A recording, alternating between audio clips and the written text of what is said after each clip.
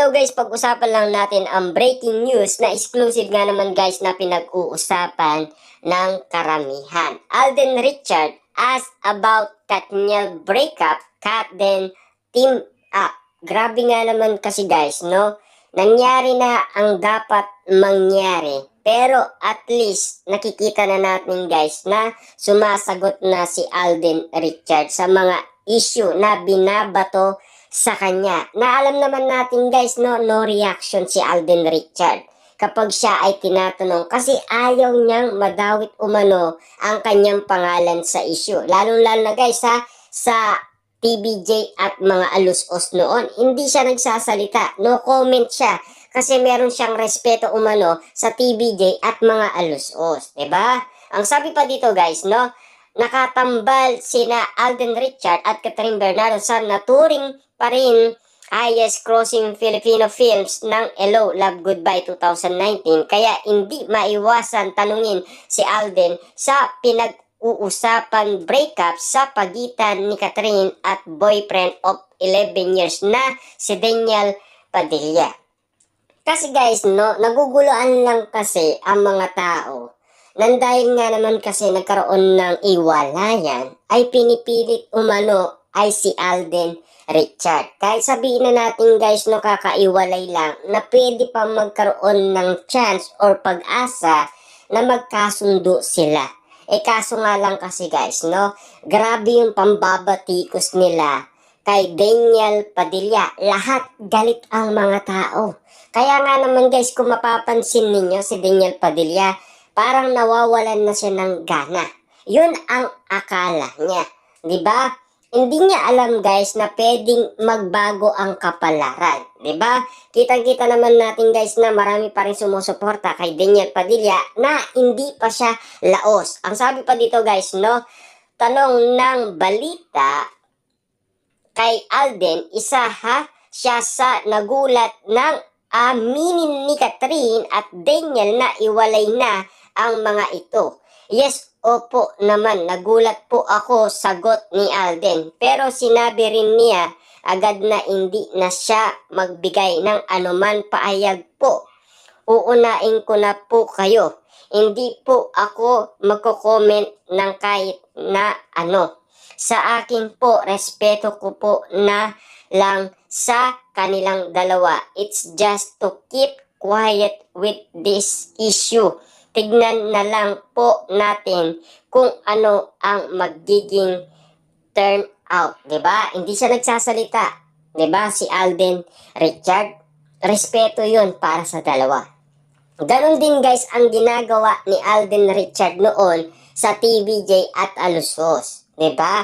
Respeto 'yun sa nakasama niya sa trabaho. Alam naman natin guys, naiintindihan natin kasi mabait nga naman kasing lalaki si Alden Richard. Napakabuti niyan guys Kasi nasanay yan ang kanyang kabaitan dahil sa kanyang mga magulang. Lalong-lalo na kasi guys, naturuan. 'Di ba? Kasi ang taong kapag hindi mo naturuan ng maayos, siyempre magiging walang niya yan. 'Di ba? Di katulad ni Alden Richard, talagang meron siyang respeto. 'Di ba? Kitang-kita naman natin na hindi siya sumasagot sa mga issue na ayaw niyang madawit ang kanyang pangalan. No comment talaga guys si Alden Richard noon pa man sa isyong iwalayan ng Katniel. 'Di ba?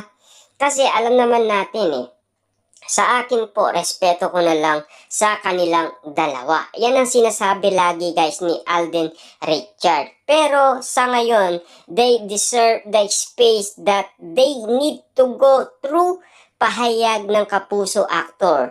Sabi ito ni Alden nang ma-interview siya ng balita Mediocon ng Family of Two, A Mother of Son story na ginanap noong linggo, December 3, 2023. Yan kasi guys ay interview sa kanya dahil alam naman natin guys, napakagaling ni Sharon Cuneta. Matagal na yan guys na artista si Sharon Cuneta. Diba? Kitang-kita naman natin na talaga ang promotion nila kuwang-kuwa pa nga. Diba? Nung nagpo-promote nga naman sila, diba? Kasi grabe. talagang kitang-kita naman natin na napakabait ni Alden Richard. Kasi alam naman natin guys isang Alden Richard, marespeto, gentleman, maginoo, lahat na yata guys ng babaeng nakakasama ni Alden Richard, sila mismo ang nagsasabi kung gaano kabait si Alden Richard, lalong-lalo na guys, Chris Aquino, Sharon Cuneta, ang dami guys hindi lang sila, 'di ba? May ibang fans ang umiirit na ang tambalang Katden o Catherine Alden na lang daw. May mga comment din mula sa netizens na gustong magtambal muli ang Katden. Iniingan namin ng reaction si Alden sa may ibang fans ang umiirit na ang tambalang Katden o Catherine Alden na lang daw. May mga komento din mula sa netizens na gustong magtambal muli ang Katden.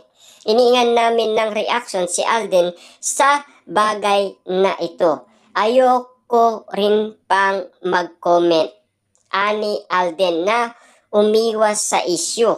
Marespetong sabi niya, pero baka galing din po yan sa hello, love, goodbye sa success ng film. And si Kat naman po and I are good friend. Kumbaga, we'll never know po what the future holds, diba? Kasi alam naman natin guys, no? Sinasabi noon kasi guys ni Daniel Padilla na aarapin niya si Alden Richard ng personal. Noong nagbigay siya ng respeto guys kay Daniel Padilla at nagpaalam siya. Siyempre guys, no, iiramin niya si Catherine Bernardo at gagawa sila ng pinikula. Pero ayon naman guys kay Daniel Padilla, mas gusto niya kasi guys na personal silang mag-usap. At ang gusto lang ni Daniel Padilla ay isang movie lang. Ibig sabihin, hindi na pwede pang magkaroon ng pangalawang movie. Ibig sabihin, isang beses lang. Yon ang gustong mangyari ni Daniel Padilla noon. Noong siya ay tinanong patungkol umano sa chat o respeto ni Alden Richard sa kanya. Diba?